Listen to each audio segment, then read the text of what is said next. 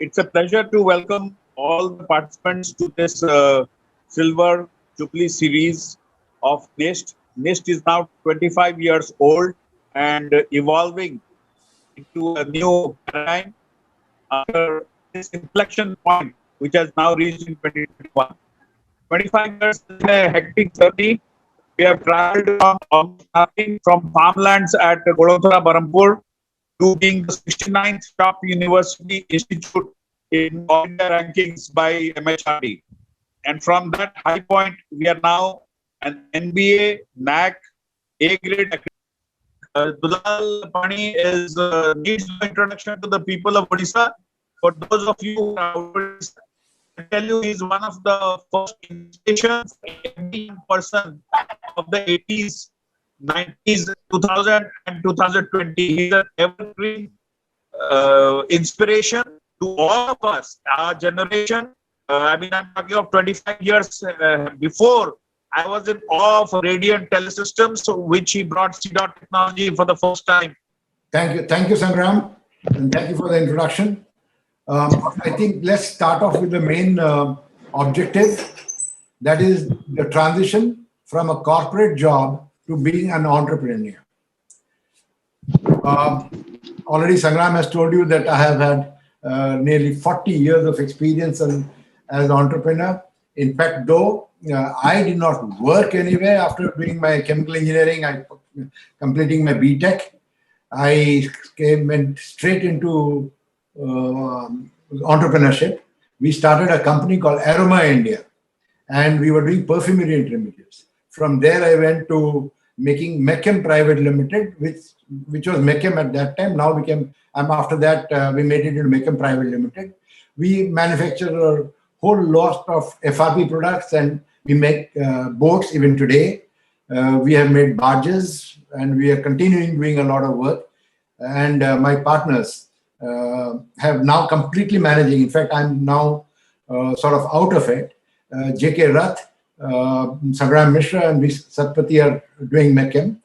So what I want to tell, but I have got involved with a lot of my partners in various businesses who have transitioned from being in the corporate to becoming an entrepreneur. In fact, the latest is my daughter. My daughter's name is Aditi Pani. If I don't know whether you have heard of a company called Agio.com. Agio is a apparel and it's an e-commerce platform of Mr. Mukesh Ambani. My daughter, after she completed her engineering and did her MBA from Stanford, she came back and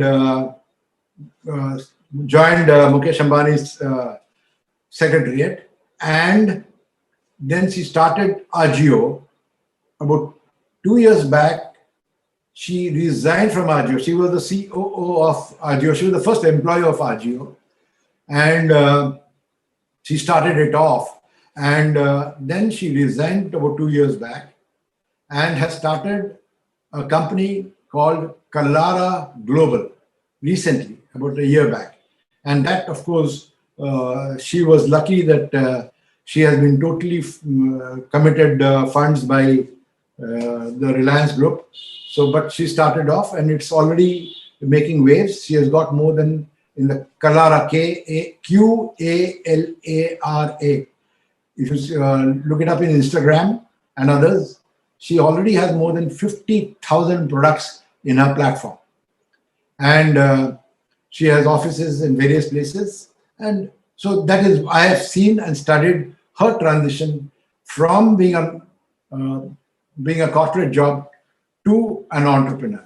And same with my son-in-law, who was the person who started, it was in Amazon. Again, he's also from Stanford. And he started from, he came and joined Amazon. He started the Amazon Cloudtel, the Prioni Enterprises, which was jointly funded by Amazon and Mr. Narayan Murthy's company called Catamaran. And he has also resigned and started his own. So that is one observation that I have made from close quarters, and a lot of my friends, and some of them are here today, who have also made the transition. Now, what makes an entrepreneur an entrepreneur? I'll not talk much about myself. This is just a brief idea. So I would like to come across what is who is an entrepreneur? What does an entrepreneur do? An entrepreneur adds value and enhances the society significantly. This is one of the driving forces. He builds an organization from scratch or nascent stage and takes it up. He takes huge risks to see concrete positive changes in the world through his idea and efforts. The process of setting up the business is called entrepreneurship. A successful entrepreneur can articulate their vision to others. Not only they should know the vision, but they should be able to articulate it to others. Being able to see how to turn it to reality and then holding on to the vision against all distractions to guide all his actions and all the entire team that he is leading. And he builds team leaders. This is what is my opinion of who an entrepreneur is.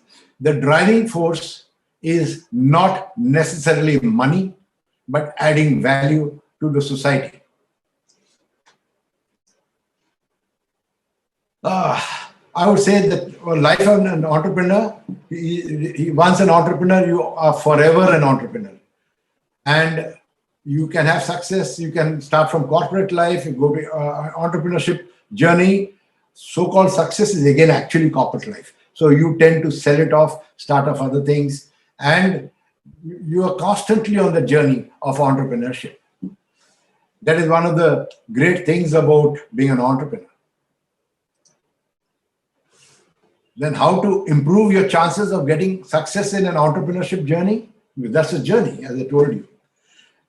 Well, I particularly believe it is the constant challenge that you have. And this is one of the best sort of recently, which I saw an article on entrepreneur.com. And this is exactly what is the life of an entrepreneur. He's excited. And the next moment, he finds it's hard. Then suddenly he finds something and it's working. So he's again elated. Then something goes wrong. He says, I messed up. All these are part of his journey. It's a constant challenge, constant highs, certain drops, and again a constant high. And each time reaching a greater height. So then he feels like give up the good for the great. Then he suddenly finds that he's going bankrupt. Then something happens and then he again takes off. Then he says, I'm good. I don't know why I go down so down myself. Then sometimes again something happens. Then he says, I was wrong. I suck. Then suddenly he gets another inspiration and he goes up and he says, wait a second, my life is great. So what does it do? That definitely ups when running your own business. There's also a lot of downs, especially on a daily basis. But he might lose the battle, but doesn't give up the war. He wins the war. So the entrepreneur didn't just rise to success on a linear path. The failure played in building a multi-billion-dollar is a lot of it. It's all ups and downs. Each of these people only had one thing in common. None of them were actually overnight successes. Each one has had failures. If you talk to them. In fact, that is the reason why now I am doing angel funding and certain amount of funding beyond it. We always look forward to finding people who have already failed, because we know that, okay, if he has failed, he at least has learned a lot of lessons. Then one thing is important. Nothing is permanent. Neither your failure nor your success. You're constantly in that journey and it's a constant high. That exhilaration is only an entrepreneur can understand. In the last 40 years, even today, I'm involved in 7 different startups. I have my highs, I have my lows, and it's continuing. That is great. Entrepreneurship and depression, I would not say depression, but sudden lows often goes hand in hand. But remembering that neither ups nor downs are permanent, and sharing your ups with others can help take you even higher. This is again the life of an entrepreneur. No one told you. Every entrepreneur is different. There's not a single entrepreneur that I have found in Orissa and elsewhere. And I was the chairman of CII Orissa 25 years back. I was part of the National Council of CII, Confederation of Indian Industries, and I have been there. And I can assure you, when we go on meeting, I have had personal interactions with practically everyone. In fact, when I started my telecom, Sunil Mittal and me, and people like Mahendra Nahata of HFCL, and all these people, we were in the same category. In 89-90, my turnover was 10 crores, and Sunil Mittal, for him, it was VTEL. He was, and we formed an organization, TEMA, Telecom Equipment Manufacturers Association of the country. And since there was no one else from Eastern India, I was constantly the vice president. Because we had one vice president from each region, and one of us becomes the president. So Sunil was one vice president, I was one vice president. Then Dr. Rao from JT Mobiles, he was one vice president. All of them have done very well. And things happen. I could not go to the next level. Maybe because whatever reasons, maybe some of my failure, or maybe I could not organize the funding. I would have got Calcutta cellular license I'm talking about 95, 97, and or maybe 98 rather. But I could not, or the banks could not give me the bank guarantee which I wanted for giving the earnest money. I was eligible, but could not get that. But that's fair enough. You live over it, then you start something else. So I wanted to tell you that every entrepreneur is different. Every entrepreneur are delegators. Entrepreneurs have determination. One very, very important fact is clothes matter. How you present yourself, when I say clothes, is your presentation. It matters. Entrepreneurs wear multiple hats. Entrepreneurs must always close deals. Entrepreneurs deal with legal issues. He is absolutely, he also must always close deals, and also will deal with a lot of legal issues. That's everywhere. So that is what the life of an entrepreneur is. It's continuous. When we start off, the friends, family, and as I said, the persons who initially fund an idea are the three F's: friends, family, and fools who believe that you will be able to deliver certain things. And that depends how you articulate it. Then in your journey, as you start off, once you get your first customer, the new customer, that's where you again take off and you have proven your POC. Then you need money. Then you go through circles, and it's constant fun. Transitioning from corporate to entrepreneurship, let's come to that. One of the greatest difficulties quitting the day job is the most frightening step that any person, any employee, when he transitions from an employee to an entrepreneur, that's the single biggest sort of bottleneck. Many people harbor the thoughts, always think, every person today is thinking of entrepreneurship, which was different from what was there earlier. We were not given the same, I would say, bhav, as let's say any person in the government who was working in a government or in a private sector job was supposed to be so-called more marriageable than anyone who has started his own entrepreneurship. Today, that is changing. So, and today I find a lot of people, a lot of youngsters who are professionals, who are good in their own profession. They are always thinking in the back of the mind, I would like to also do something on my own. But what stops them? It is quitting the job. That itself is the greatest, I would say, the greatest barrier which a person has to overcome. But everyone cannot become an entrepreneur. An entrepreneurial endeavor demands the right mix of mindset, the skill set, and the tool set. So you have to develop that. So now let's see what are the steps. And what I will do is in each one of these steps, I'll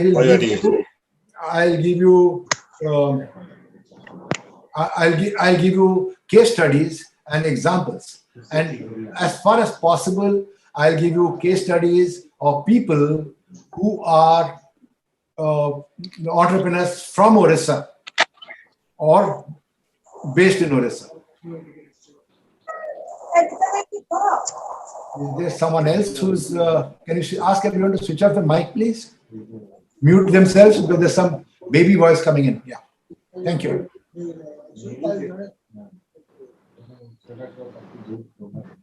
I'll request again everyone to mute themselves. There's some disturbance. Thank you. Transitioning from corporate to entrepreneurship. As I said, win the inner game. Master your mindset. Being your own boss needs a different mindset. In the new venture, you are the CEO, Chief Everything Officer. You are the peon, you are the cook, you are the person who's the idea giver, you are the person who's implementer, you are the person who runs to various and fills up all the forms. You do everything. You run to the bank, you get yourself registered as a startup. Everything you have to do yourself, at least initially. So please make your choice very, very carefully. If you are all set for it, only then you go ahead, but don't vacillate. Set a deadline. Create a plan to exit. Remember, very, very important, your network is your net worth. Whatever little money you have is there, good for you, if your family and all can support you, but ultimately your success will depend on your network. A personal network which treats you as an individual and a brand. You are a brand yourself. Your network will help you in everything from raising resources, team building, and accessing funds.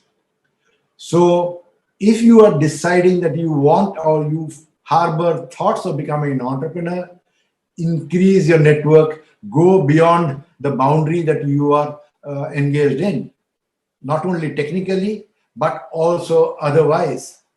So if you have got certain amount of technology, you have to ensure that you build up your network, which includes people from finance, people from wherever you would like to market. I know of many people who really, when they were working in an engineering organization, they realized either that their own company is buying something, the company that they're employed in is buying a lot of material, which, because he's an engineer, he knows what specs are needed, he can improve upon it or deliver at a lower price. He can give value. So they have engineered that they get out of the organization and make that material and supply to this larger company which they were employed in earlier. So that's one lateral starting of business, starting of an entrepreneurship. market research is the single biggest thing. Anything that you do, market is everything. The market decides everything. You please understand that the marketing officer, the person who brings money in, gets the maximum money in any organization. So the market research, you're doing the market research is important, and making a business plan, getting all this information, that all organizing all the necessary sort of ingredients for making a business plan. I'll give you a very nice example. You have heard of Mr. Subrata Bagchi, who they started Mindtree. Subrata Bagchi, Ashok Sutta was his senior and mentor. I mean, both of them came out. And I remember, because he was chronicling it. I know Subrata and his wife Susmita very, very well, personal friends for the last 40, 30, more than 40, 50 years now. So we have, what they did was they were working with Wipro. So they came out, planned, and sat down in a hotel for weeks on levels, and started making the business plan, getting hold of people from various walks of life, and trying to build a team. And Subrata he's a very good person who can articulate very well. He was chronicling very well. He was writing it down, how they were at each stage. He was writing down what they intend to do and what is the progress they have made. They have not yet started the business. Then they had a contest and they got the name Mindtree in that contest. He'll tell you separately. But this is what I meant by making a business plan. Making a business plan is not scribbling just a thought process which you go on hearing, or people have scribbled a thought process in a napkin sitting in a hotel in Silicon Valley. That is the skeleton that gives the idea. The ideation has to be converted into a proper business plan. That needs a lot of inputs, a lot of market research, a lot of technology inputs, and many people any person who has not been able to do a proper business plan suffers. His chances of failure is high. I'm not saying that people will not succeed even if you don't make a business plan. There's always luck, there's always various other factors coming into play, but a business plan, a well-researched, written out business plan increases your chances of success. That is why I also would like to say that many a time, if you are thinking that you want to transition from the corporate world, you start it as a side hustle. That means you start something when you're still working. I'm not saying that you don't give time to your company. You give time, but start thinking, getting people together, helping out. So you build your concept and try to develop a POC if possible. And it's not possible every time. It's not possible by everyone. But please do that if possible. Reaching a POC, which is, when I say proof of concept, where a person is ready, that the market is ready to pay money for it. That's a POC. And that's why start at a side hustle wherever possible. And always think about finances when you are about to, because that is the fundamental building block of owning any entrepreneurship. Funds necessary for starting your business and your own survival. Many people do forget that if I need 6 months or I need 1 year for my company to generate some revenue, I have to survive this 1 year.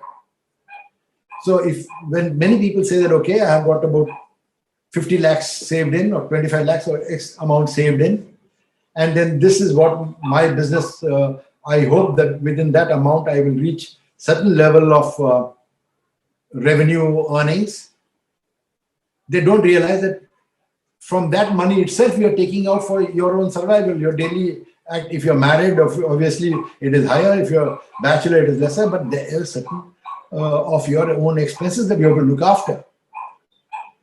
And again, that's very important. Please be sure that if you believe that a business will reach self-sufficiency in X time, it will normally take 2X time. Hence, plan for this contingency. When I say plan for this contingency, means your survival for this time frame, keeping the enthusiasm alive, and funding it.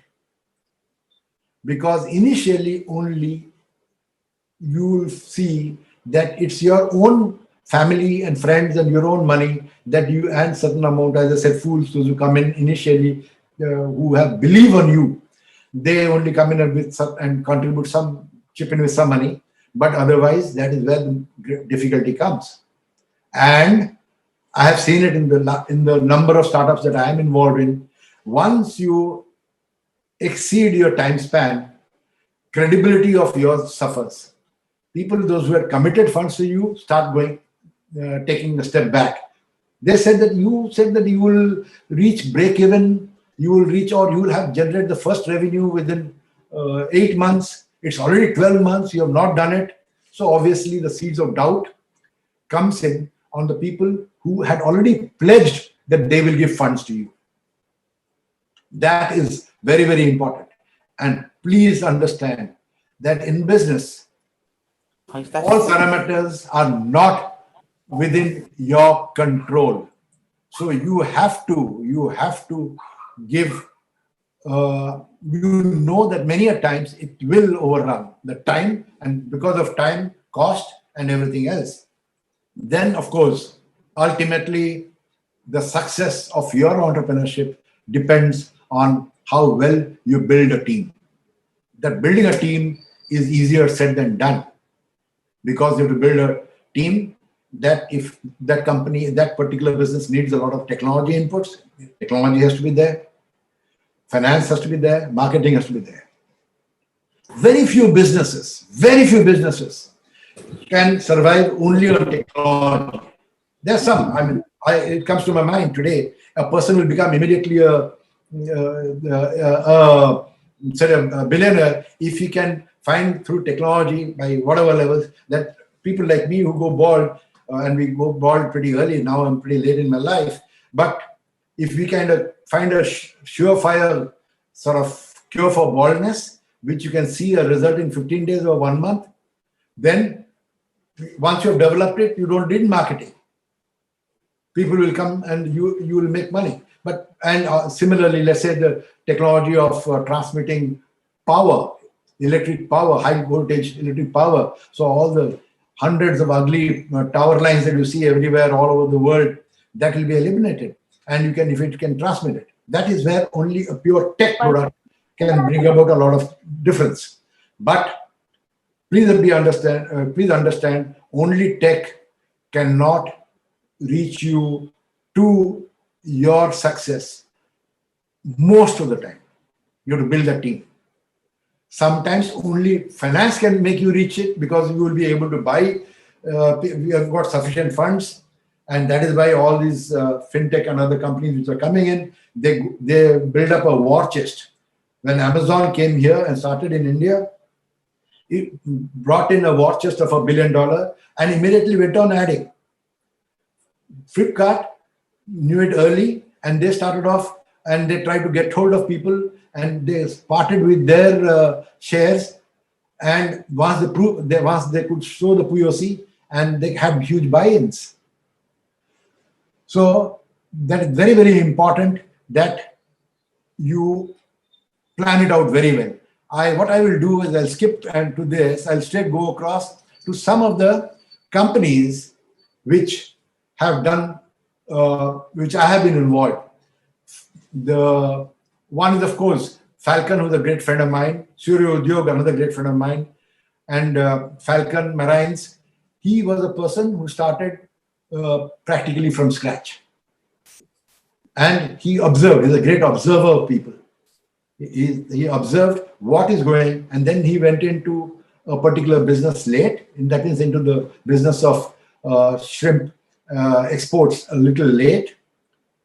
Then the earliest was, in fact, one of the first in the entire region was Studio Udyog, Mr. Amarendra Das, and he was a great entrepreneur, and he was working in the Department of Telecom in Assam. His motivation was that he wanted to come back to Orissa, and he came here, and that is what serendipity is. He was looking around, suddenly stumbled upon that fact that there's a trawler loan being given, and he got the trawler loan and went into fishing, and then started. He was supplying to all the ITCs and others at that time, and then he went across being backward integration and went into exports, Studio Udyog, and did very well. Falcon came in later, but he planned out, and he is today the biggest. Falcon Marine Exports is the single largest company in the country for marine exports. His enterprise value is today more than 4,000 crores. I'm not talking about his asset value, maybe more.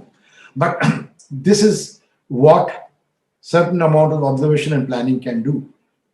FARI, most of you must be knowing, today it's known as FARI. It was known as, when he started off in 2011, 12 in Bhubaneswar. There are three engineering students, Kushal Nahata, Gautam, and Gaurav, I think. And they came along, and we had just formed a TIE, or just in the formation of, in the process of formation of TIE. I think our Debu Patnaik got involved, and certain other people got involved with them. They started off, and then they were doing vehicle location systems. Then they went from here to Delhi. Fortunately, you could tie up with Jabon, and they made FARI. So all the tracking devices and everything FARI does. And recently, about a month back, they did the last funding, which is $100 million.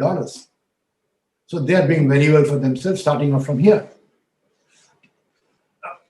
I'll come back to, as I said, the transitioning from corporate to entrepreneurship. I gave you an example of Mr. Subrata Bagchi, another very nice example who came from the other side. He was in South Africa. I'm talking about Milk Mantra, Sri Kumar, and we are, of course, friends from the moment he started it off, when he came here.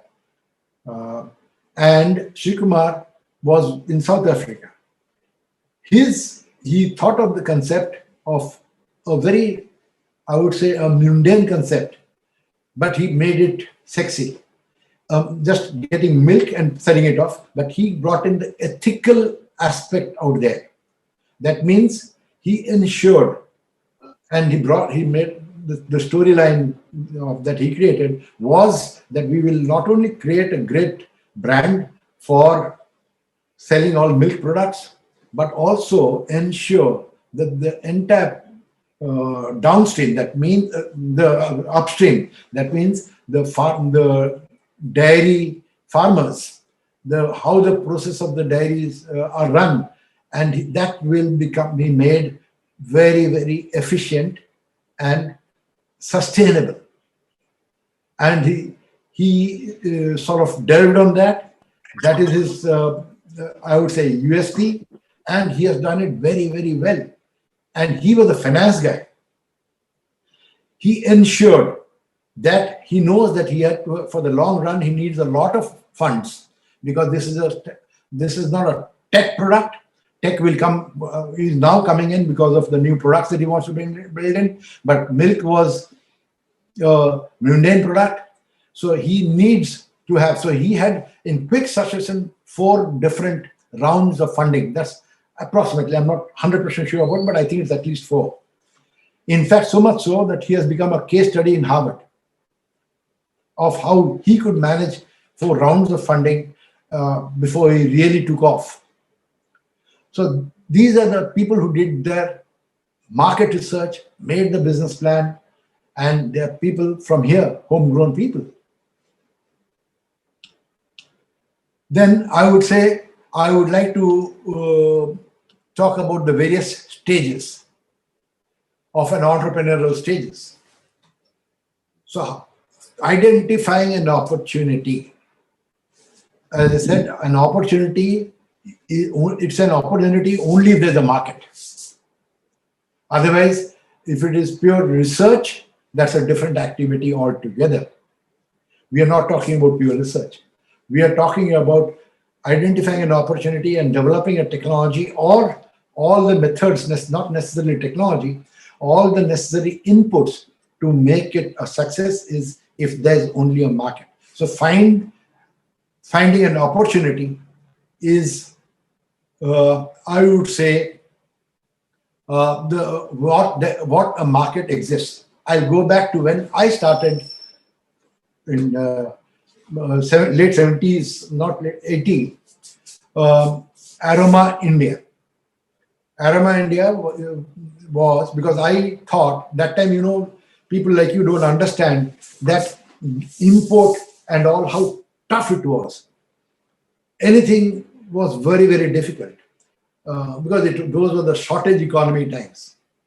We had to, if you had to buy a scooter, you pay an advance, full advance, and wait for 3 years, 4 years, 5 years to get a scooter, Bajaj scooter. Those were the times of shortage times.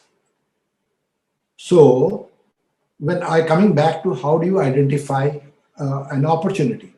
So since I was an engineer and a chemical engineer, and I thought I was God's first cousin, I could develop anything. So what we did was I tried to find out what was being imported into the country. And just like Atmanirbhar, that time we had what is called import substitution sort of drive by the government. But that's a double-edged sword. So I tried to find out what was being imported into the country, which are in the range of 20, 30, 40 lakhs, so that the big people will not look into it or will not become my competitors. If I develop it and do about 20, 30, 40 lakhs business at that time, and where the average salary of people who were passing out engineers were in the region of 4,000, 5,000 rupees, not even that much, I think. So that will give me enough profit to do well. So I did research and then did develop what is called bromosterol. That's a perfumery intermediate. It is used in perfumes and for the Mogra and other perfumes. And so I developed it. Ultimately, this was being imported from Harman & Rimmer and Givaudan of Switzerland, Harman & Rimmer of Germany, and then went across to people like Ponds, and then Tata Perfumes Limited, who were making Tatas. Then they were making the levers, because that time they were making this Lux Supreme soap. So these were all ingredients for it. I managed. They were very, very happy with the product. But after about 1 year of supplying to them, they're not giving me more than 20% or 10%, they went to 20% of the total production, of the total consumption. When I asked them, they said, do you realize that for me to import it, in case you are unable to supply, you are a single man business. And if you are unable, something happens to you, that is, happens to me, then you will stop supplies. I will have to go back and import. The entire import process will take me 3 months to 6 months for me to get the product. That time, because it was a shortage economy. And Lux Supreme soap, your component, let's say, gives 10% of the total cost of the perfume. And the total cost of the perfume becomes 10% of the total cost of the soap. You are contributing to 1%. But suddenly, if you stop supplying to me, then the Lux Supreme stops. So for 1%, I cannot stop my production. So then I realized that I'm in the wrong business. This import substitution is, because of the other difficulties around it, is a double-edged sword. So similarly, even the Atmanirbhar Bharat is a very, very good concept, but we should not stop the process of importing also. we should give like PLI and all should be done. So that the present government and the people are working on it. But this is one example that I wanted to give to you all. Then I will give you examples of, let's say, Swasti. Swasti is one person who is, J.K. Mahanti is, in my opinion, one of the persons who has been the single greatest person who has been sort of championing the cause of tourism of Orissa. Tourism, asking tourists to come down for the last 3 decades. And slowly it's now giving sort of, he was spreading his wings right now, but unfortunately the COVID has obviously affected all the entire tourism and travel tourism business. But he is a great example, and he is a die-hard, I would say, optimist, as well as a great, I would say, champion of Odisha tourism. Airtel Communications, I was a director in that. I was the director of Swasti Group also. I was the director of Airtel Communications from its inception, practically after 2 years of its inception, from 2002 onwards. I've seen the growth and the type of inputs which were being put, and the type of vision which was there. Of course, everything, sometimes you're unlucky, sometimes the political scenario changes, everything changes. So there are, as I said, highs and lows, it goes. 2 examples that I would like to again give is a company like Arelec. Arelec is the reliability partner. What Arelec Reliability Private Limited is started by one guy called Deepak Sahu. He is one of the few certified reliability engineers. He was working abroad in the petroleum sector. There's a huge opportunity here. He has come along, started the business here, and has been able to build up a tremendous. He has been able to supply small things, but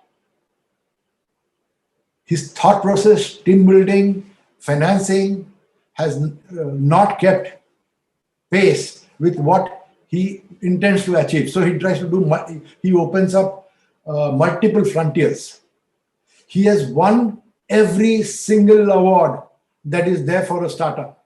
From the CNBC award, the number of awards that he has got is mind-boggling. But he has not been able to get funding. And the reason, if you ask me, was, I still believe, is that, which he is now rectifying and building up, is he has to do 2 things. Everyone has to ensure, when you're trying to build up a business, you have to ensure your cash flow. Cash flow is king. Nothing else is important. Companies can have profitability later. All these companies all the e-commerce platforms are definitely loss-making, but they ensure cash flow. Cash flow is king. Because once you ensure cash flow, you are not coming down to the fact that you will not be able to pay salary, you will not be able to build a team, you will not be able to access market, everything. So ensure that from the very beginning, be it whatever levels, cash flow is very, very, very important. I would like to emphasize it. And because of cash flow problems, and thereby he's unable to build a team, thereby unable to build the funding that he needs. But otherwise, he's a great entrepreneur. And with ensuring, once he can ensure cash flow, he will get people to come in for funding, and he'll do very well. The other group of entrepreneurs that I know of are people where Vipu was there, where I was involved. And I find that there was the concept of the ideation was fantastic, the market was great, but the technology levels to support it was just not there. And neither was he capable of building the team. And he thought that it will take 6 months, a certain amount of X amount of money, and then it took become 1 year with 2x, then it became 5x, 7x, but he got funding but could not deliver. So he's on his own. Hopefully he'll do well, and best of luck. Then another company which is tech-driven in the biotechnology field, which I was involved from the very beginning. I mean, from 2013-14 is InDNA, and now they're doing well. He's a great tech guy. That is he's a PhD, and many people are doing PhD under him. So he could channelize a lot of PhD guys who can come in there. Now with COVID, he's doing well, and I hope he will do better in the future.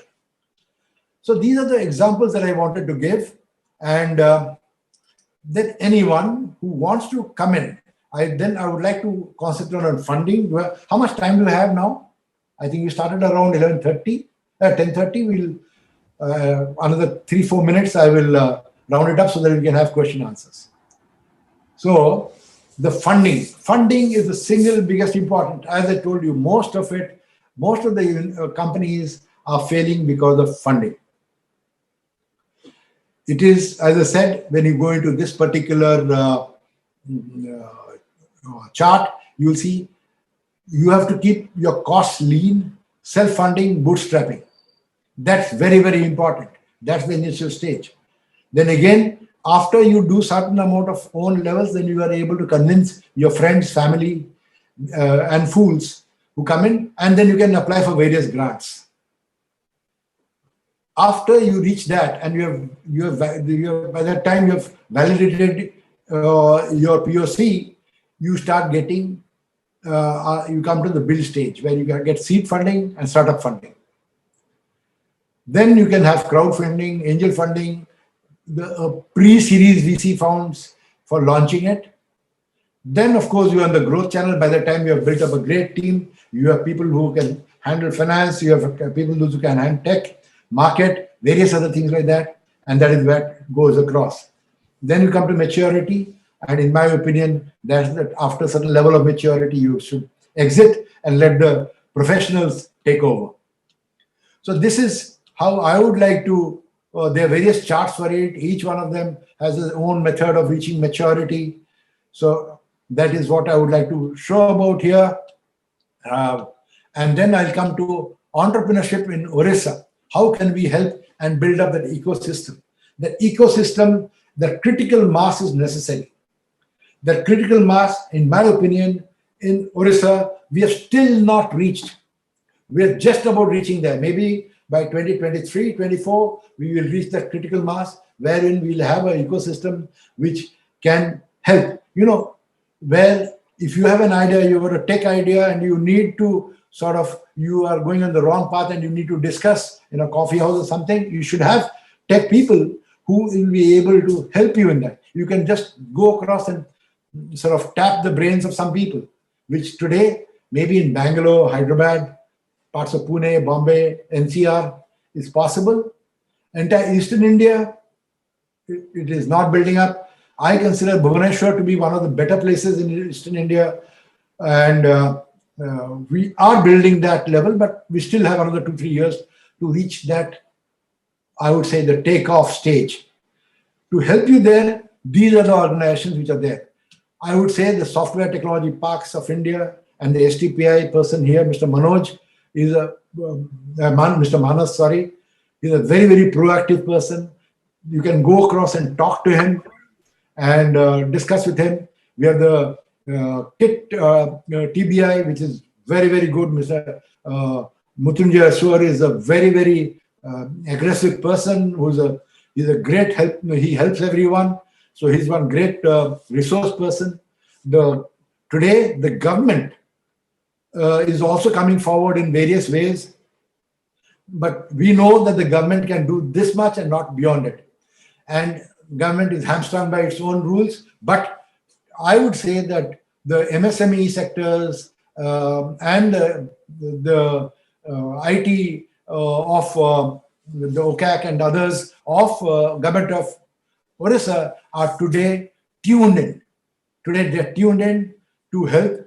So you can go and talk to them. and that will be great. I find a lot of organizations. We have various private sector, or even the I would say our education sector in Orissa is really one of the best in Eastern India and one of the best in the region. And many of them, we have the Srishti Academy Development Foundation, we have the Silicon Institute, we have, of course, NIST, which is great. We have the Xavier Institute, we have the Institute of Hotel Management, we have SSU Innovation Private Limited, then the IIT Bhubaneswar Research and Entrepreneurship Park, the Foundation for Technology and Business Incubation. All of them are recognized ones, and CTTC is very, very, very strong in India, in Orissa, and again, very, very proactive. So please get in touch with them once you have some idea, and then take it to the next stage. Wishing you all the best. And now I hope some of you become entrepreneurs and change the quality of life in Orissa and India and the world. Thank you. Thank you very much, Dulal. We have time for questions. I know there are a lot of people out there, but before the questions start, I would request one or two more people who are, I would first roll it off. Dulal, how did FarEye reach NASDAQ? That's an Orissa company. And can you just share briefly, what did FarEye do that we have not done? FarEye, as I told you, started as a company called Robotic Wares Private Limited here in Bhubaneswar. They were trying to sell the vehicle location systems. That means basically it is tracking. So when they were doing, and they were sort of struggling, initial stages they were struggling. I think that they had a very good lucky, I would not say lucky, but they planned out the market, that sort of did the research very well. Then they reached, that's the time that the e-commerce platforms were growing. The Myntra, the Jabongs, the Flipkarts. And then the Jabong at that point of time, or all of these, and the Amazons, they were sending across a product to a customer. And those were formative years for e-commerce in 2013, 14. So during the formative years, when, if you recollect, our entire logistics was very, very primitive in the country. There was no tracking at all. You give it, you didn't have any method of tracking a particular product. So they did the market research so very well that they found out that this is a great application wherein a lot of products are getting lost. A huge amount of money is being wasted. Or if a product is being returned, it cannot come back. The return path was absolutely not there. Zero.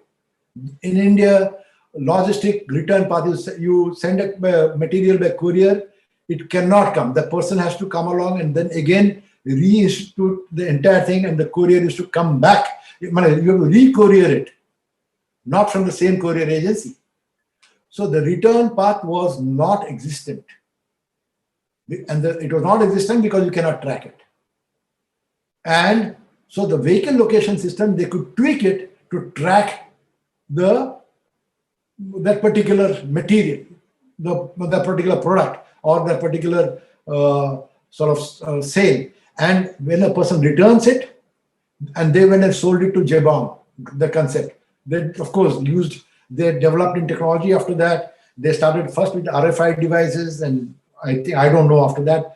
And we are sometimes on Facebook with Kushal and Gautam, but they have really progressed. But I'm saying that the breakthrough that they got with Jabong was their real breakthrough. And because of that, they could reach, that is where they got the volumes. Once you have volumes, they had cash flow. Once you have cash flow, funds will come. Cash flow and volumes will lead to cash flow. Cash flow will lead to further funds. Funds begets funds. Thank you. All right. Dulal, I would request Gauri Sareen. She's a mentor to many organic farmers throughout Gurgaon, Delhi, that entire belt. And she has been mentoring about probably 50 plus organic farmers. Gauri, can you take off and state your problems? Gauri Sareen. Yeah, so well, I haven't thought through this, but I can just quickly and spontaneously share that over the last 4 years or so, we've created one of the largest platforms and networks of organic farmers and sellers. So these are agripreneurs who are already doing business. They could be farmers who converted into sellers. They could be those who are representing a lot of farmers and are farmers themselves. And they could be those who are the selling end of the organic chain without having anything to do with the farming directly. Okay, so there's multiple layers of these people, but effectively we've defined the agripreneur as somebody who's come on to the supply chain himself rather than just on the production side. Okay, so we over the last 4 years we've developed this network which does a lot of knowledge sharing. It does a fair bit of buy sell. Huge number of transactions have happened on the platform. For us, I think the challenge in very brief is to see how, and of course we've mentored a lot of them. They've moved into a higher level of value addition when it comes to doing things as an entrepreneur. Raising funds in some cases, innovating in some cases, and all of that.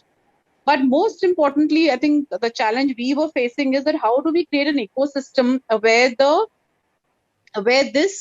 the scaling up of some of these entrepreneurs becomes a lot more easy, the buy sell becomes a lot more easy, the knowledge sharing becomes a lot more easy, and that this is also monetizable in a very simple way. This is really what we were trying to build. So over about last 2 years, I've tried building one such platform is a B2B platform, which we have also, we're trying to leverage the same B2B, it's not online yet, into a B2C proposition. Interestingly, the B2C, we have the consumers ready and we have the sellers ready. The problem is in this particular line, I think many people, large players, small players, many people, both local levels, hyper local levels, B2B, B2C experiments are being done all over. I think this something will emerge, but it'll emerge after a lot of bloodshed. That means a lot of these platforms will die, and only people who can quickly sell the concept and get a critical mass of C consumers and B coming in regularly without any interruptions and delivering value is what is important. Because in India, we still are going across and buying our vegetables and others from the grocer nearby. And organic is catering to a very, very small percentage. So all of these things have to fall into place. It will take its own time. And I know many platforms are trying to work on this. I would not know much about it, but maybe we can get to sort of talk to various people like that who are trying to do that. All these large ones, the Reliance Fresh and various other people are trying their best also to organize their separate levels. But it's tough. I don't have an answer to that. I know there will be a lot of bloodshed. A lot of these platforms will die. Thank you, Dulal. Just for something that Subrato Bagchi mentioned, that if you are not successful in 5 years, then get out of the business. Do you hold to that? It depends. Depends upon definitely. In fact, I should not say 5 years. I would say as soon as you realize that that you are unable to get you're not seeing a clear horizon of getting a critical mass. I'll give you my example of Obipu. After 2 years, the third year, I had to get out of it because I found that the technology, though the market was there, the technology was not up to it. And every time a technology is being developed, something better is already existing in the market, though not a complete holistic one. So yes, you should know when to exit. Yes, this is Prabhas here. Prabhas from Proteonics. Actually, I graduated from NIST 14-18 batch, and I started my company Proteonics Technology. So we are more into edtech. So presently, what we have got the Government of India grant and as well as from state government. And right now, actually, we are looking forward for any kind of pre-seed funding, which is around 10 to 11 lakhs of rupees. So how, like, is there any schemes of on which we can go through? There is no scheme for any angel funding. What is important is that you have to identify people who are who are already sort of coming into the ed field. Ed field is again another, I consider pardon my saying it, but I feel that, a lot of people are getting into this field. And again, there'll be a lot of bloodshed. But you have to quickly scale in order for you to be, and your entire role model should be that either you merge with someone or sell off to someone. Or actually, you build up. sir, we have our own product and it is also patented in India. So yes. No, no patent. But what is the market? How much? What is your cash flow today? So today, actually, what's your turnover today? I mean, yeah. So today, today's actually what we are doing is we are organizing workshops throughout India, and our turnover is moreover into that only, and which is around yearly around 12 lakhs around we are having. Workshop model, as you know, is affected very badly because of COVID. Yeah, definitely. Right. So right now, I don't know if you will find any takers, but COVID has helped. If you can develop an LMS. Yeah, we have our own, sir. You have your own LMS? Yeah. Okay. So maybe we can take it offline and discuss as to how strong, what are the features that you have in your LMS, what kind of courses that you're putting on your LMS, and what kind of growth plans you have.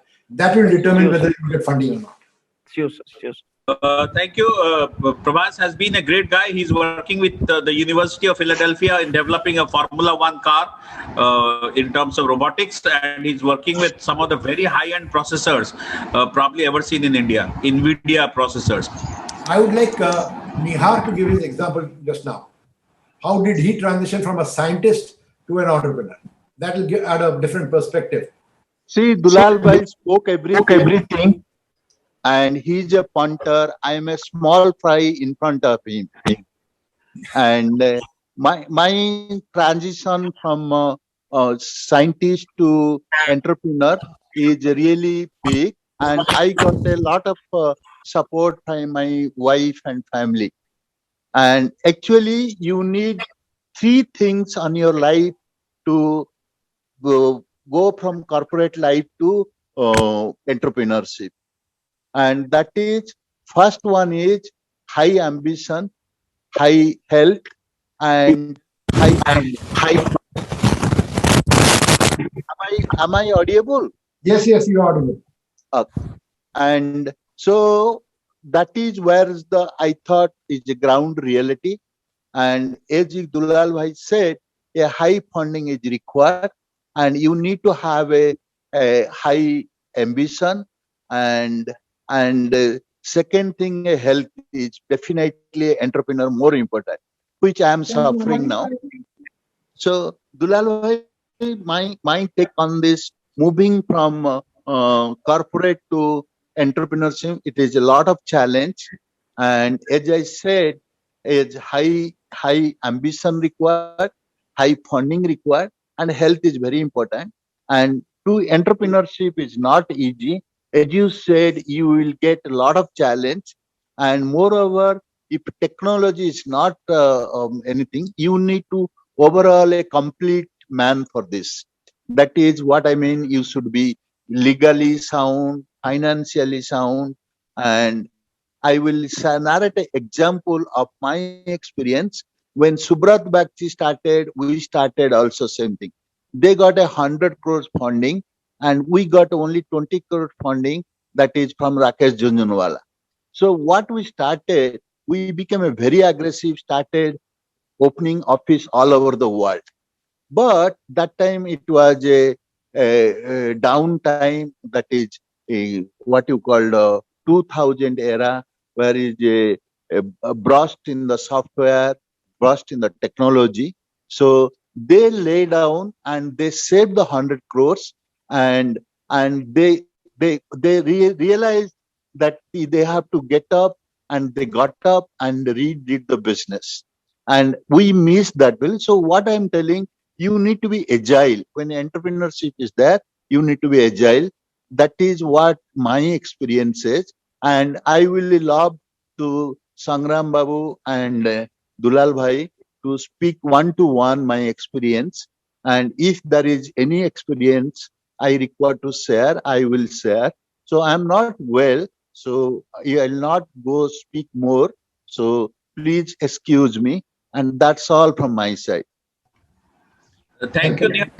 Excellent. We'll be definitely in touch. You have only exposed like a iceberg. Only 1% of you has been exposed. The 99% is below. So we'll have time to look at you much more closely. May I request Ratnakar, Dr. Ratnakar Mishra? He has a question. So this is one thing I just want to know from Dulal sir. The current scenario, what the government is pushing towards a Skill India and skill initiatives and entrepreneurship in a big way. Since the last couple of years, we are witnessing it. But simultaneously, the AICTE is giving a lot of MBA institute to prosper and to grow and to new opening also. So what we feel, there is a skill gap. There is a gap, in fact. The education, MBA education, PGDM education, business schools are mushrooming. But we, in one way, government is taking and a lot of initiatives there. But the MBA graduates are not interested towards the entrepreneurship. It's not their fault. It is our educational system, what I feel. Because we teach them how to comply to the statutory things and how to search a job in the job market. So my opinion is that there is a strong gap exists. The more we say, we may fail even unless until we bring changes in our educational system. We should start opening more and more entrepreneurship schools rather than the business schools. This is my opinion. I just want to know what is your opinion. Is it right, or some other perspectives are there in your mind? Absolutely, that's a universal truth. But as I told you, what you're saying is absolutely right. But at the same time, how does a person get, even if with the normal education, why is it that a certain level of people or certain regions develop greater entrepreneurship? Because of the ecosystem, because of their examples that they see, the role models that they see. The role today, India started doing better in cricket. Why? Because the role models that they saw. So similarly, the moment you see more and more role models of people in the entrepreneurs who are successful, are getting a lot more accolades, it'll bring in a lot more, I would say, entrepreneurship. But at the same time, education and the method of education is a must. And that is one thing which is changing very, very rapidly. And thanks to COVID, a lot of it is going to change. It's changing. So you are right, and I'm sure that education makes a difference. But now the method of education will be forced to change because of COVID. I would just like to add, I'm Dr. Rath here. The excellent explanation what Dulal Bhai gave regarding the previous question regarding the management degrees versus the engineering degrees. There are two aspects in an entrepreneurship. One is domain knowledge. Another one is the knowledge of managing a business. I go back to the days when actually, I was a successful corporate professional in Apollo Hospital. I was a chief consultant and senior consultant in Apollo Indraprastha. When I had this idea of starting a business of my own, healthcare in Odisha. And in fact, I myself got an MBA done in XIMB. And that time, the first question I was asked by Professor Ramana, who was actually interviewing me way back in Delhi, what brings you to management course? It is not required. You have already got a PhD in your own field.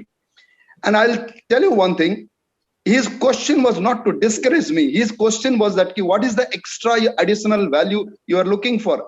And during the whole 3 years of my XIMB XPGP, many of the faculties told that actually it will blunt your entrepreneurial instincts. The managers who think differently, entrepreneurs think differently. But that's exactly is the place where we need to converge.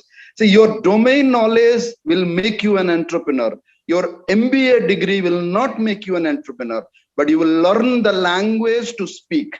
The language to speak to make you an entrepreneur is equally important. See, always they say that what they don't teach you in the management schools, that is exactly is entrepreneurship. You have it inside you, that's why you do it. But as an MBA, say for example, when I took my finance courses in XIMB, I learned the terminology of a balance sheet to be read. And in my PhD in medical physics, I never had seen a balance sheet. But unless I understand a balance sheet, I will see. Dulal Bhai was talking about cash flows. See, a cash flow is a concept. Unless you really learn it on your own in a systematic manner, you cannot bring it into your business. Of course, always there will be professionals available.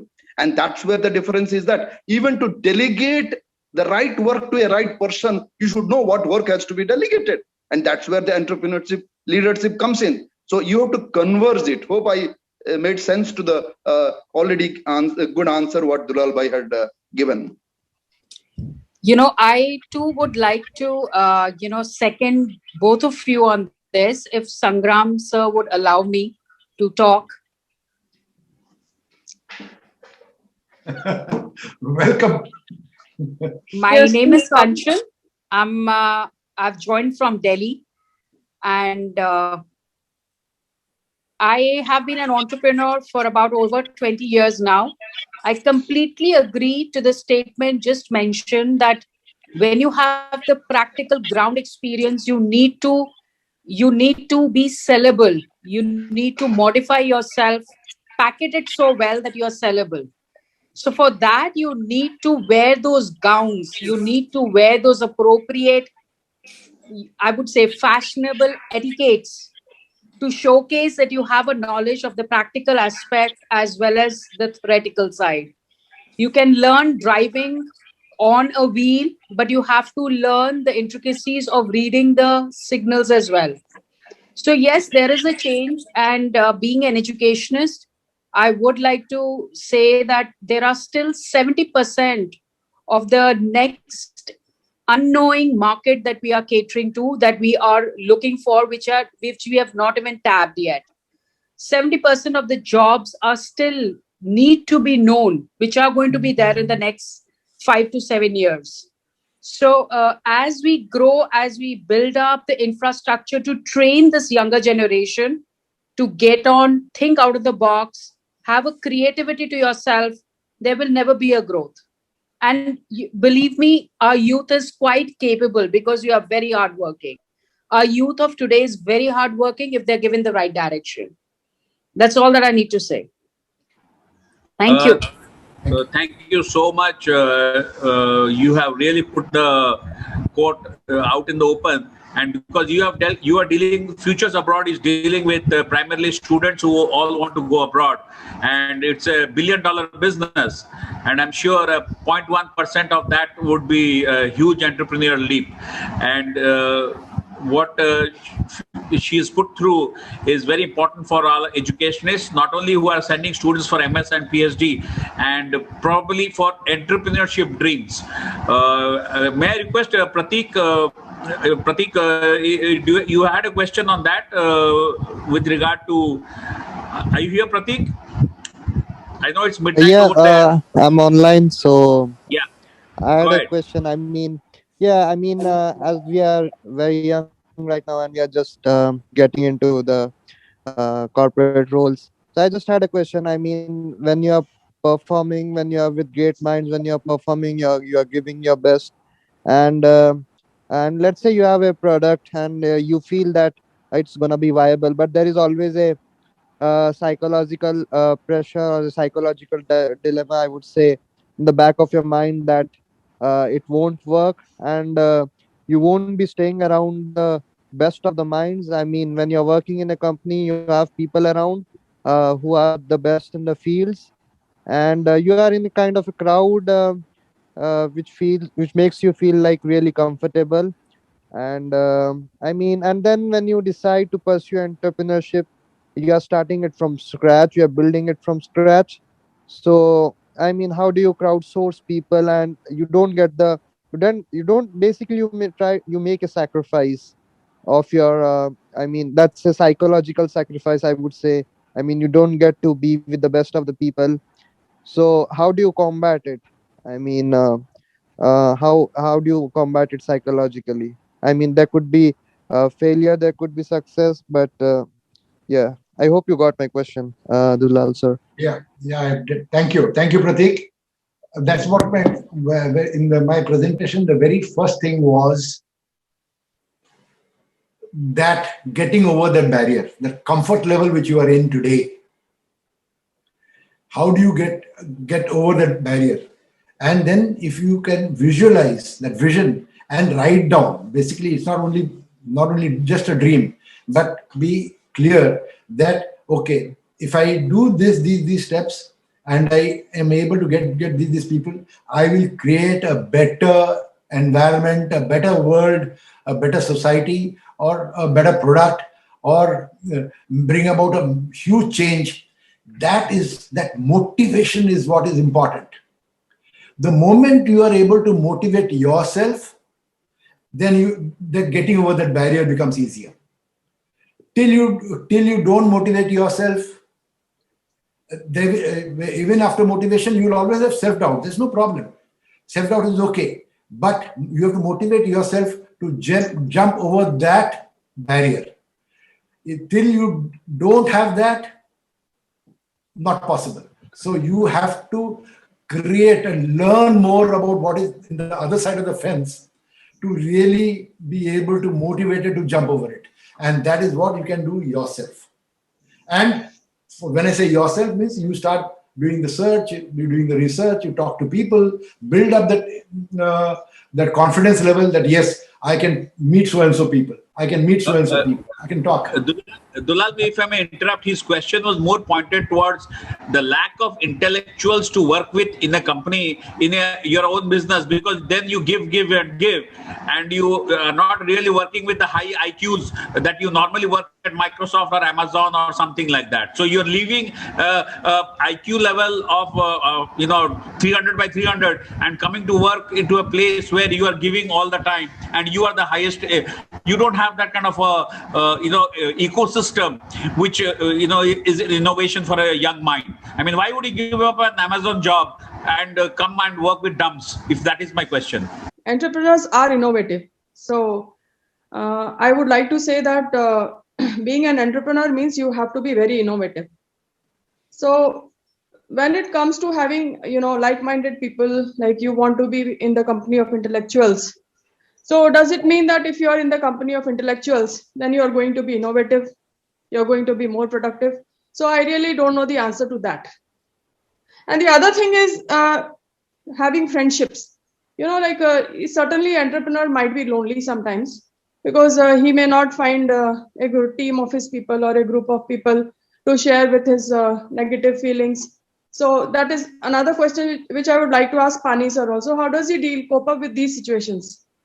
That when he feels lonely, then whom does he share his loneliness with? So I personally feel that if there is a good team of people, those who wish well for you, then anything can be shared with them, and many problems also get solved when you have a good team of people working with you. So the team does not have to be very intellectually strong, but the team has to feel for the organization. They have to feel that we want this organization to grow. So it is the feeling of well-being that promotes more solutions and it promotes progress. And it is not the intellectualism that really promotes progress in the organization. So I don't know what is the opinion of Pani sir. Thank you. I think I'll start with an example. One of the such a, I would say, good brain that I know of is a person called Priti Madhav Padi. He has recently started a company called Cognino.ai. He was a KPMG World CTO. Now, he's a guy from here. So he's now based in London. Cognino.ai. Pratik can just Google it. Now, Yes. so what they're doing absolutely the forefront of AI, which is contextual AI. That means if today, besides machine learning and all, we are a lot of machine learning and deep learning is being passed off as AI. But where is the context to it? If you see an eye, whether let's say a nose, whether it's immediately, how do you know whether it's a human nose or a gorilla's nose or someone or a monkey's nose? So either through machine learning or through a process called contextual learning. So this is exactly what Cognino AI is doing. But he was having the same doubts like you are having, Pratik, before he started off. He started off 1.5 years back or 2 years back. Now he has got people are falling over anyone, including the Amazons and everyone, to fund him. He has got good funding. He's based in London. His partner is based in Brazil. His colleague. So if you have something which is, as Geetika very correctly said, if you are doing something innovative, if you are intellectual, you are good. Every entrepreneur is an intellectual in the known terms, either through IQ or through EQ. He is good at it. That's how he's able to build a team. So build a team, and you have cross-boundary team building possible today. So you are not restricted to your whatever small little company that you form today. You can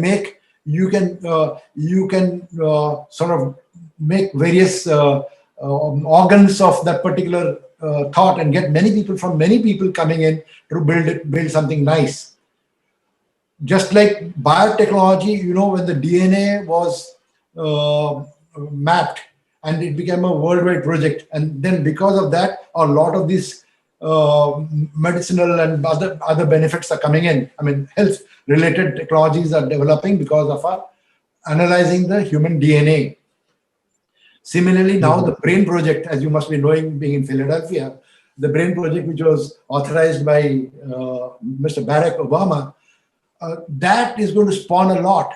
So these are the projects which are in the front end of technology, and a huge amount of it. And it is not only technology, it is how do you bring that innovativeness of its application, that innovation everywhere. Anything that you do to succeed today, any enterprise, you will need constant innovation in process, innovation in technology, innovation in funding, in various ways. Everything is undergoing a lot of change, and the change is only getting faster.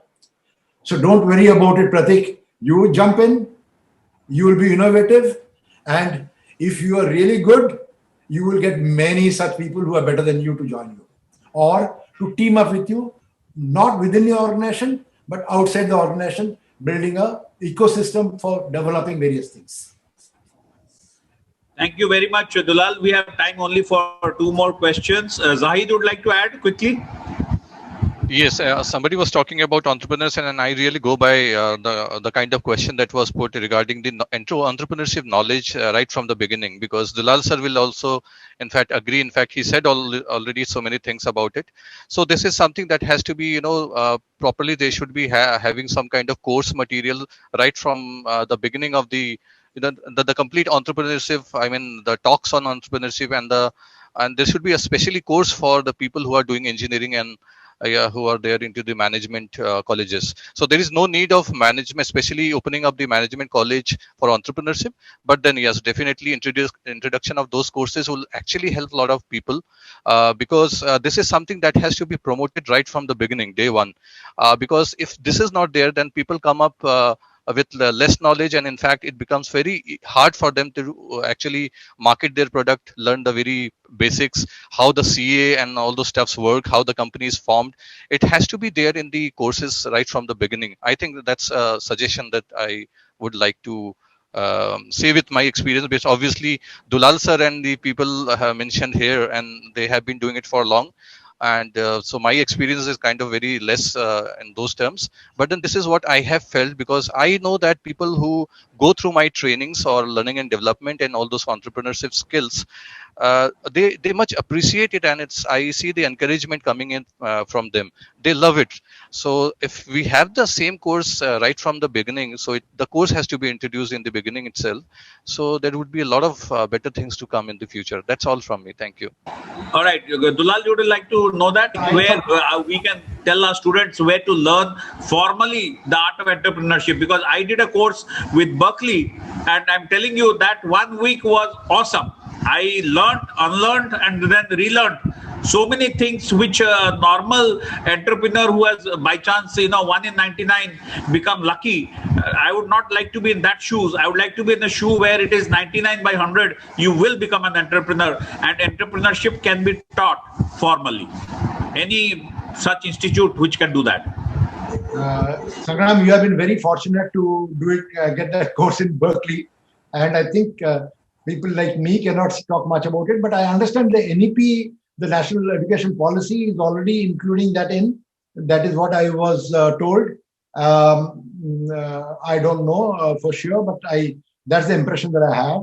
And maybe people like you, whatever you have learned there, you can get a good group of people together and sort of bring in. And now that you're getting into schools as well as colleges in multiple places, you are the best person to start it off. And you can get various people to come in and sort of, I don't know, you can learn from you can start the course because of your learning. That's right, Dulal. But the courses which we are offering in our syllabus and the national education policy, I didn't see a focus, because when you are saying from a corporate to an entrepreneur, it's not only the barrier, but you must be trained to jump the barrier. And training to jump the barrier is through case studies, extensive case studies. In my 25 years of experience, having produced 14,000 alumni, only 20 are become entrepreneurs. I count myself as a major failure on that account, who have 100 plus employees. So in that sense, it's been a failure. Engineering shops will not produce entrepreneurs. They have to jump from alumni, and as regards alumni jumping, since they are already in comfortable jobs, they are not jumping. So the point is, one must go to an entrepreneurship school, either in some of the top schools where they teach you entrepreneurship, and plan to become an entrepreneur, rather than making it a very serendipity, accidental effort, which all of us are. I tend to agree with you, but I am not aware of it. Like, for example, as you said, Berkeley was from, I know my daughter and also my son-in-law, they passed out from, as I told you, from Stanford. So, and I was just talking to them. They're saying that nearly 50% of their colleagues from their batchmates have already now become entrepreneurs. So that's a very high number, I agree. But let me assure you, Sangram, that 20 entrepreneurs from NIST is a very good number. I would just like to add here what Mr. Budali is saying. I don't think that we can learn all entrepreneurship through courses. Like entrepreneurship is not like theory knowledge. So some fundamentals can be learned through a course, but one has to just jump into the ocean of entrepreneurship with their own creativity and their own ideas and their own intuitions, So entrepreneurship 100% is not a theoretical subject to be learned and implemented. It is totally the desire or the ambition of a person that makes him the entrepreneur. Bhagwati is heading the entrepreneurship, the innovation cell at CV Raman. And Bhagwati, if you have any question, or can you please, give a vote of thanks to Dulal for being so nice and gracious. And you are now heading the innovation cell at CV Raman. Would you do that, please? Yeah, good afternoon, Dulal sir. This is Bhagwati. We had been in interaction when we were in CTT through the Indian Chamber of Commerce, ICC. And I was very sorry looking at no names from CV Raman in your chart of incubators. But we are there. We are there with two of the Government of India funds, like DST TBI and the Atal Incubation Center from NITI Aayog. We just got both of the centers before the pandemic, so we couldn't do much. I joined in December, and then we had two cohorts started, and a couple of success stories in last 1 or 2 weeks we have from the cohort. And what I was looking in Odisha is, as you were saying, you were talking about the problems, but I see in terms of an organization that we need, people like you and your organization to support and come together to establish very genuine intent 5 to 10 incubators who work for the ecosystem. And you were saying the ecosystem is yet to come by 2-3 years next. And, I've been working with few of the think tanks in India to, what are the basics to tie up, from now and, to get because Bhubaneswar only qualifies in India to be the startup hub. So, institutions like ICC, institutions like, TIE plays a very big role. Now people talk about many organizations, but anywhere in India, starting all the startup hubs you count in India have started from TIE itself. So I urge TIE Odisha, and you guys have been doing, I have been in touch with Swasti also, to conduct few of the very ground level events. But I still, again, urge to people like ICC, people like Odisha Corporate Foundation, Odisha Chamber of Commerce, and at the center TIE to get along with the kind of organizations who can really bring these stones unturned to make Odisha a startup hub and get the basics to the startups of Odisha. We lack huge in the basics of the startups, and as Professor Mudali and Professor Gitika Mudali also told, in a science and technology world, anything that we say, somebody should have motivation, somebody should have X, should have Y, should have Z. But to make it public, we have to create models out of whatever we are feeling. So all those models has to be created. It has to be rightly get to the catchments and get the people learn, because we don't have that sort of post corporate things to happen with Odisha. We can only teach from schools, colleges, and vocational institutions. And we also have to look at not just the trendy startups, but also how the MSMEs in Odisha, because there's plenty MSME state, how the MSMEs in Odisha can really bring it up. So organizations who had better capacities and facilities like students and COEs, we should come up, handhold the MSMEs, let our students learn the innovations more, find out problems in innovation MSMEs, and do some local innovations, which is very much preached nowadays. Instead of talking about global AI solutions and all, we should look at mining, we should look at food processing, we should look at agriculture, and that to happen in Odisha and go to the rest of the world. I think it has always been very passionate and also experiential learning from you, Panisha sir, and you have been the guys who converting Odisha. I again led the whole team who realizes Odisha to be become a startup hub. Let's join from this meeting and get an outcome of having few stepping stones and count on it every quarter or half a year. That way we are, and let's really take Odisha to an Eastern India hub by 25. Thanks a lot. It has been, all the series is very beautiful and impactful. Professor Mudali, thanks for continuing this series. And this is the Son of Soil and the problems of the soil we are discussing today. Thanks a lot, Panisha and rest of the experts who contributed into this talk. Thank you so much. Have a great day. Bhagwati, we won't let you go unless you sing 4 lines. This is not the right platform, I say, but I would say, oh, मन में है विश्वास, पूरा है विश्वास, हम होंगे कामयाब एक दिन. होगी entrepreneurs चारों ओर, होगी entrepreneurs चारों एक दिन.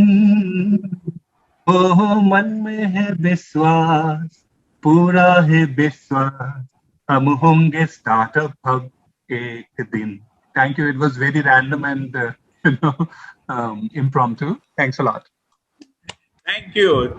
Thank you. Thank you so much, Bhagwati. Thank you so much, Dulal.